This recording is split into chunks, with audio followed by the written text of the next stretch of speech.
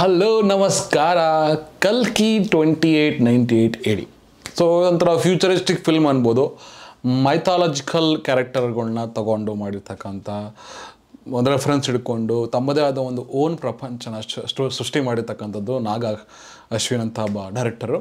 So ಈ cinema ಫಸ್ಟಿಗೆ launch ಆಗಬೇಕಾದ್ರೆ ಡೆಫಿನೆಟ್ಲಿ ನನಗಂತೂ ಹೋಪೇ ಇರಲಿಲ್ಲ. ಸೊ ಈ ರೇಂಜ್ಗೆ ಓಪನಿಂಗ್ ಸಿಗುತ್ತೆ ಅಥವಾ ಈ ರೇಂಜಿಗೆ ಇರುತ್ತೆ ಅಂತ. ಸೊ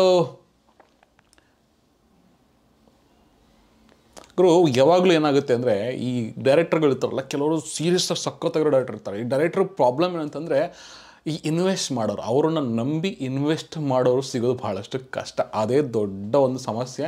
ಹಾಗಾಗಿನೇ ಬಹಳಷ್ಟು ಜನ ಡೈರೆಕ್ಟರ್ಸ್ಗಳು ಒಂದು ದೊಡ್ಡ ಪ್ರಾಜೆಕ್ಟ್ನ ಮಾಡಲಿಕ್ಕೆ ಕೈ ಹಾಕಕ್ಕೆ ಹೋಗೋಲ್ಲ. ಓಕೆ, ಬಟ್ ಕೆಲವೊಂದು ಸರಿ ಏನಾಗುತ್ತೆ ಅಂದರೆ ಅವರ ಬಿಗಿನಿಂಗ್ ಏನು ಜರ್ನಿ ಏನಿರ್ತದೆ ಅದನ್ನು ಜಡ್ಜ್ ಮಾಡೋರು ಭಾಳ ಜಾಸ್ತಿ. ಇವಾಗ ನೀವು ಏನು ನಾಗ ಅಶ್ವಿನ್ ಹೇಳ್ತಾರೆ, ಅವರ ಮುಂಚಿನ ಸಿನಿಮಾಗಳನ್ನ ಕಂಪೇರ್ ಮಾಡಿದರೆ ಆ ಎರಡೂ ಸಿನಿಮಾಗೂ ಈ ಸಿನಿಮಾಗೂ ಸಂಬಂಧನೇ ಇಲ್ಲ. ಸೊ ಹಾಗಾಗಿನೇ ಈ ಸಿನಿಮಾ ಬಗ್ಗೆ ಯಾರು ಎಕ್ಸ್ಪೆಕ್ಟೇಷನ್ ಇಟ್ಕೊಂಡಿರಲಿಲ್ಲ ಗೊತ್ತಿಲ್ಲ. ಸೊ ವಿಜುವಲ್ಸ್ ನೋಡೋ ತನಕ ಯಾರಿಗೂ ಕೂಡ ಪ್ರಾಮಿಸಿಂಗ್ ಇರಲಿಲ್ಲ. ಈ ಸಿನಿಮಾನ ಫರ್ಗೆಟ್ ಅಬೌಟ್ ಮಿಸ್ಟೇಕ್ಸ್ ಆಗಿರ್ಬೋದು, ರಿವ್ಯೂಸ್ ಎಲ್ಲನ ಬಿಟ್ಟುಬಿಟ್ಟು ಸುಮ್ಮನೆ ಹೋಗಿ ಒಂದು ಇಂಡಿಯನ್ ಸಿನಿಮಾ ಅಂತ ನೋಡ್ಕೊಂಬನ್ನಿ. ಓಕೆ, ನಾನು ಹೇಳೋದಿಷ್ಟೇ, ಸುಮ್ಮನೆ ಹೋಗ್ಬಿಟ್ಟು ಒಂದು ಇಂಡಿಯನ್ ಸಿನಿಮಾ ಈ ಒಂದು ವೀಕೆಂಡಲ್ಲಿ ನೋಡ್ಬೇಕಂದ್ರೆ. ಸೊ ಇನ್ ಕೇಸ್ ನಿಮಗೆ ಇಲ್ಲ ನನಗೆ ಅಷ್ಟೊಂದು ಯಾಕೆ ಇನ್ವೆಸ್ಟ್ ಮಾಡಬೇಕು ಅನ್ನೋದು ಈ ತಲೆಯಲ್ಲಿದೆ, ಸ್ವಲ್ಪ ಬಿಟ್ಬಿಟ್ಟು ಬೇಕಾದ್ರೆ ಹೋಗಿ, ಬಟ್ ಹೋಗಿ ಥಿಯೇಟ್ರಲ್ಲೇ ನೋಡಿ. ಏನಕ್ಕೆ ಅಂದರೆ ಈ ಸಿನಿಮಾನ ಅಷ್ಟು ಚೆನ್ನಾಗಿ ವಿಜುವಲಿ ಒಂದು ಟ್ರೀಟ್ನ, ಒಂದು ಸ್ಟ್ಯಾಂಡರ್ಡ್ನ ಇಂಡಿಯನ್ ಸಿನಿಮಾ ಇಂಡಸ್ಟ್ರಿನ ಇವಾಗ ನಾನು ಸಿನಿಮಾ ಇಂಟರ್ನ್ಯಾಷನಲ್ ಲೆವೆಲ್ ಭಾಳಷ್ಟು ಜನ ಕಮೆಂಟ್ ಮಾಡ್ತಾರೆ, ಇಂಟರ್ನ್ಯಾಷನಲ್ ಲೆವೆಲ್ ತೊಗೊಂಡು ಬಹಳ ಜನ ಪ್ರಯತ್ನ ಮಾಡ್ತಾವ್ರೆ ಇಂಟರ್ನ್ಯಾಷನಲ್ ಲೆವೆಲ್ಗೆ ತೊಗೊಂಡೋಗ್ಬೇಕು ನಮ್ಮ ಇಂಡಿಯನ್ ಸಿನಿಮಾನ ಅಂತ. ಸೊ ಏನಕ್ಕೆ ಅಂದರೆ ಬೇರೆಯವ್ರು ಕೂಡ ನೋಡಲಿ ಅಂತ. ಸೊ ನಮ್ಮ ಇಂಡಿಯನ್ ಸಿನಿಮಾ ಇಲ್ಲಿದೆ, ಡೌನಲ್ಲಿದೆ ಅಂತ ಅಲ್ಲ. ಸೊ ಬೇರೆ ಎಲ್ಲ ಕಡೆಯಿಂದ ರೀಚ್ ಆಗಲಿ, ಹೆಂಗೆ ನಾವು ಇಂಗ್ಲೀಷ್ ಮೂವೀಸ್ನ ನೋಡ್ತೀವಿ ಹಾಗೆ ಕನ್ನಡ ಅಥವಾ ಓವರಾಲ್ ಇಂಡಿಯಾ. ಸೊ ಏನಾಗುತ್ತೆ ಅಂದರೆ ಪ್ರತಿಯೊಂದು ಇಂಡಸ್ಟ್ರಿಯಿಂದ ಒಂದು ಇಂಡಿಯನ್ ಸಿನಿಮಾ ಅಂತ ತೊಗೊಂಡು ಹೋಗ್ಬೇಕು ಅಂತ ಇಷ್ಟಪಡ್ತಾರೆ, ಯಾರು ಕನ್ನಡ ಸಿನಿಮಾ ಅಂತಲ್ಲ. ಸೊ ಬೇಸಿಕಲಿ ಇಂಡಿಯನ್ ಸಿನಿಮಾ ಅಂತ ತೊಗೊಂಡೋಗಕ್ಕೆ ಇಷ್ಟಪಡ್ತಾರೆ. ಹಾಗೆ ಆ ಸಾಲಿನಲ್ಲಿ ಆಫ್ಟರ್ ನಮ್ಮ ಪ್ರಶಾಂತ್ ನೀಲ್ ಅವರು, ಅದಕ್ಕೂ ಮುಂಚೆ ರಾಜಮೌಳಿ ಅವರು, ಇವಾಗ ನಾಗ ಅಶ್ವಿನ್, ಅದು ತಪ್ಪಾಗಲ್ಲ. ಬಿಕಾಸ್ ಅವರ ವಿಜುವಲ್ಸು ಒಬ್ಬರು ಮಾಡೋ ಪ್ರಯತ್ನದಿಂದ ಇನ್ನೊಬ್ಬರು ಮೋಟಿವೇಟ್ ಆದಾಗ ಈ ರೀತಿಯ ಒಂದು ಪ್ರಾಜೆಕ್ಟ್ಗಳು ಬರ್ತವೆ. ಸೊ ಹಾಗೆ in case if you are ಇನ್ನೂ ವೆಯ್ಟ್ ಮಾಡ್ತಾ ಇದ್ದೀರ ಅಂತಂದರೆ ಮರಿದ್ದೇನೆ ಹೋಗಿ ಈ ಸಿನಿಮಾನ ದೊಡ್ಡ ಸ್ಕ್ರೀನ್ ನೋಡಿ. ಏನಪ್ಪ ರಿವ್ಯೂ ಅಂದ್ಬಿಟ್ಟು ಹಿಂಗೆ ಹೇಳ್ತೆ ಅಂತಂದರೆ, ಕೆಲವೊಂದು ಸಿನಿಮಾಗಳಿಗೆ ರಿವ್ಯೂ ಬೇಕಾಗುತ್ತೆ, ಈ ಒಂದು ಸಿನಿಮಾಗೆ ರಿವ್ಯೂ ಬೇಕಾಗಿಲ್ಲ. ಏನಕ್ಕೆ ಅಂದರೆ ಇಲ್ಲಿ ಯಾವುದೇ ಕಾರಣಕ್ಕೂ ನಿಮ್ಮ ದುಡ್ಡನ್ನ ವೇಸ್ಟ್ ಮಾಡೋ ಉದ್ದೇಶ ಇಲ್ಲ. ಏನಕ್ಕೆ ಅಂದರೆ ತುಂಬ ಚೆನ್ನಾಗಿ ವರ್ಕ್ ಮಾಡಿ ಪ್ರತಿಯೊಂದ್ರ ಮೇಲೂ ಕೂಡ ಒಂದು ವಿಜುವಲ್ಸ್ ಆಗಿರ್ಬೋದು, ಸ್ಟೋರಿ ಆಗಿರ್ಬೋದು, ಎಲ್ಲನೂ ಕೂಡ ವರ್ಕ್ ಮಾಡಿ ಈ ಒಂದು ಸಿನಿಮಾದ ಇದ್ದಾರೆ.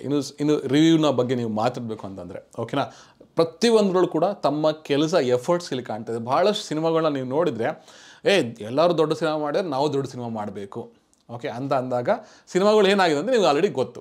ಓಕೆ, ಬಟ್ ಇಲ್ಲಿ ಆ ರೀತಿಯ ಒಂದು ಸಮಸ್ಯೆ ನಿಮಗೆ ಸಿಗೋದಿಲ್ಲ. ಸೊ ಡೆಫಿನೆಟ್ಲಿ ಈ ಸಿನಿಮಾನ ನೀವು ನೋಡಿದಾಗ ಸೊ ನಿಮಗೆ ಎಲ್ಲ ಫುಡ್ಡು ಸಿನಿಮಾ ಎಲ್ರಿಗೂ ಇಷ್ಟ ಆಗಬೇಕಂತೇನಿಲ್ಲ, ಇದು ಅವರವರ ಅಭಿರುಚಿ. ಬಟ್ ನೋಡಿ ಬಂದಾದ ಮೇಲೆ ನೀವು ಹಾಕಿದ ದುಡ್ಡು ಮೋಸ ಇಲ್ಲ ಗುರು. ಸಿನಿಮಾ ಓಕೆ ಅಥವಾ ಸಿನಿಮಾ ಚೆನ್ನಾಗಿಲ್ಲ ಅಥವಾ ಸಿನಿಮಾ ಚೆನ್ನಾಗಿಲ್ಲ ಅಂತ ನನಗಂತೂ ಹೇಳೋದಿಲ್ಲ. It is worth. ಏನಕ್ಕೆ ಅಂದರೆ ಇಂಡಿಯನ್ ಸಿನಿಮಾ ಅಂತ ನೋಡಿದಾಗ ಒಂದು ಪ್ರಯತ್ನ ಅಪ್ರಿಷಿಯೇಟ್ ಮಾಡಬೇಕು ಅನ್ನೋ ನಿಮ್ಗೆ ಏನಾದ್ರು ಇದ್ದರೆ ಡೆಫಿನೆಟ್ಲಿ ಈ ಒಂದು ಸಿನಿಮಾನ ನೀವು ನೋಡ್ಬೋದು. ಸೊ ಆ್ಯಂಡ್ ಫಸ್ಟ್ ಥಿಂಗ್, ಈ ಒಂದು ಸಿನಿಮಾ ಮೊದಲನೇ ಪಾರ್ಟ್ ಆಗಿರುತ್ತೆ. ಏನಕ್ಕೆ ಅಂತಂದರೆ ಹಾಗಾಗಿನೇ ಇಲ್ಲಿನ ಪಾತ್ರಗಳು, ಇಲ್ಲಿನ ಪ್ರಪಂಚನ ಎಸ್ಟಾಬ್ಲಿಷ್ ಮಾಡೋ ಒಂದು ಪ್ರಯತ್ನದಲ್ಲಿ ನಿಮಗೆ ಪ್ರತಿಯೊಂದನ್ನು ಕೂಡ ಅರ್ಥ ಮಾಡಿಸಿದಾಗ ಮುಂದೆ ಏನು ಆಗ್ಬೋದು ಅನ್ನೋದು ಕೂಡ ಒಂದು ಕ್ಲಾರಿಟಿ ಸಿಗುತ್ತೆ. ಸೊ ಆ ಕ್ಲಾರಿಟಿ ಸಿಗದೇ ಇದ್ದಾಗ ಮುಂದೆ ಏನೇ ಮಾಡೋಕ್ಕೆ ಹೋದ್ರೂ ಕೂಡ ಸಮಸ್ಯೆ ಆಗುತ್ತೆ. ಹಾಗಾಗಿ ಏನು ಮಾಡಿದರೆ ಇಲ್ಲಿ ಆ ಒಂದು ಪ್ರಯತ್ನ ಮಾಡಿದ್ದಾರೆ. ಸೊ ಹಾಗೆ ಫಸ್ಟ್ ಸಿನಿಮಾಗಳು ಯಾವುದೇ ಆದರೂ ಕೂಡ ಈವನ್ ಇನ್ಕ್ಲೂಡಿಂಗ್ ಸಲಾರ್ ಆಗಿರ್ಬೋದು, KGF ಆಗಿರ್ಬೋದು, ಎಸ್ಟಾಬ್ಲಿಷ್ ಇದ್ದಾಗ ನಿಮಗೆ ಸ್ಲೋ ಅನಿಸೋದು ಕೆಲವೊಂದು ಕಡೆ ಬಿಗಿನಿಂಗಲ್ಲಿ. ಸೆಕೆಂಡ್ ಹಾಫಿಂದ ನಿಮಗೆ ನಿಮಗೆ ವರ್ತ್ ಅಂತ ಅನಿಸುತ್ತೆ. ಆ್ಯಂಡ್ ಕೆಲವೊಂದು ಸಣ್ಣ ಪುಟ್ಟ ಮಿಸ್ಟೇಕ್ಗಳು, ಲಿಮಿಟೇಷನ್ಸ್ಗಳು ಅವರು ಕೂಡ ಇದ್ದೇ ಇರ್ತದೆ. ಫಸ್ಟ್ ಸಿನಿಮಾ ಒಂದು ದೊಡ್ಡ ಬಜೆಟ್ ಸಿನಿಮಾ ಒಬ್ಬ ಡೈರೆಕ್ಟರ್ ಮಾಡ್ತಾಯಿದ್ರೆ ಅಥವಾ ಪ್ರೊಡ್ಯೂಸರ್ ಇನ್ವೆಸ್ಟ್ ಮಾಡ್ತಾಯಿದ್ರೆ ಅಂತಂದರೆ, ಹಾಗಾಗಿ ಆದಷ್ಟು ಒಂದು ಬೆಸ್ಟ್ ಕ್ವಾಲಿಟಿನ ಪ್ರತಿಯೊಂದು ಫ್ರೇಮಲ್ಲಿ ಕೊಡುವಂಥ ಪ್ರಯತ್ನನ ಡೈರೆಕ್ಟರ್, ಪ್ರೊಡಕ್ಷನ್ ಟೀಮ್ ಎಲ್ಲನೂ ಕೂಡ ಮಾಡಿದರೆ ಒಂದು ಕ್ರೇಜಿ ಎಡಿಟಿಂಗ್, ಕ್ರೇಜಿ ವಿಜುವಲ್ಸ್ ನಿಮಗೆ ಎಲ್ಲಿ ಸಿಗುತ್ತೆ.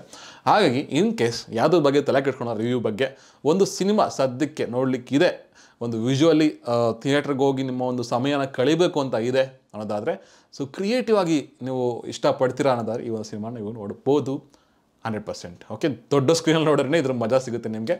ಸೊ ಏನೇ ಆ್ಯಂಡ್ ಆಲ್ಸೋ ಇದ್ರ ಮುಖಾಂತರ ಯಾವಾಗಲೂ ಪ್ರಭಾಸ್ ಅವ್ರದ್ದು ಟೈಮ್ ಸರಿ ಇಲ್ಲ, ಸಿನಿಮಾಗಳು ಫ್ಲಾಪ್ ಆಗ್ತಾ ಇದೆ ಅಂತ ಅಂತ ಇದ್ದವ್ರಿಗೆ ಒಂದು ಹೇಳ್ತೀನಿ, ಇಲ್ಲಿ ಹೀರೋಗಳ ಸಮಸ್ಯೆ ಆಗೋದಿಲ್ಲ. ಸಮ್ಟೈಮ್ಸ್ ಎಲ್ಲರೂ ಕೂಡ ಬೆಸ್ಟ್ ಸಿನಿಮಾ ಕೊಡಬೇಕಂತಲೇ ಮಾಡ್ತಾರೆ. ಬಟ್ ಬೆಸ್ಟ್ ಡೈರೆಕ್ಟರ್ ಅಥವಾ ಆ ಸಮಯ ಬರಬೇಕಷ್ಟೇ. ಎಲ್ರಿಗೂ ಎಲ್ಲ ಸಿನಿಮಾ ಇಷ್ಟ ಆಗಬೇಕಿಲ್ಲ ಹೇಳಲ್ಲ.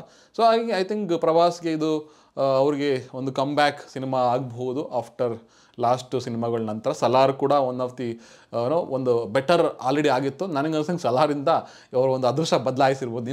ನಿಮ್ಮ ಥರ ಹೇಳೋದಾದರೆ ಸಲಾರಿಂದ ಅದೃಷ್ಟ ಬದಲಾಯಿಸಿ ಇವಾಗ ಕಲ್ಕಿಯಿಂದ ಇನ್ನೂ ಸ್ಟ್ರಾಂಗಾಗಿ ಹೋಗ್ತಾ ಇದೆ. ಇನ್ನೂ ಅದ್ಭುತವಾದ ಸಿನಿಮಾಗಳನ್ನ ಪ್ರಭಾಸ್ ಕೊಡಲಿ. ಆ್ಯಂಡ್ ಅಮಿತಾಬ್ ಅವ್ರದ್ದು ಇಲ್ಲಿ ಮೇನ್ ಅವ್ರದ್ದೇ ಕ್ಯಾರೆಕ್ಟರ್ ಬೇಸು, ಒಂದು ಸೆಂಟರ್ ಆಫ್ ಅಟ್ರಾಕ್ಷನ್ನು. ಸೊ ನೋಡಿ, ಹೋಗಿ ಎಂಜಾಯ್ ಮಾಡಿ. ನೀವು ಆಲ್ರೆಡಿ ನೋಡಿದರೆ ಕಮೆಂಟ್ ಮಾಡಿ. ಓಕೆ, ಸಿಗೋಣ ನೆಕ್ಸ್ಟು ಅಪ್ಡೇಟ್ನೊಂದಿಗೆ. ಎನಿವೇ, ಆಲ್ರೆಡಿ ನನ್ನ ಮುಂಚೆಯಿಂದ ನೋಡ್ತಾ ಇದ್ದರೆ ಡೆಫಿನೆಟ್ಲಿ ವೀಡಿಯೋ ಮಾಡೋ ಪ್ರಯತ್ನ ಮಾಡ್ತೀನಿ. ಸಿಗೋ ಸಮಯದಲ್ಲಿ ಸಿಗುವ.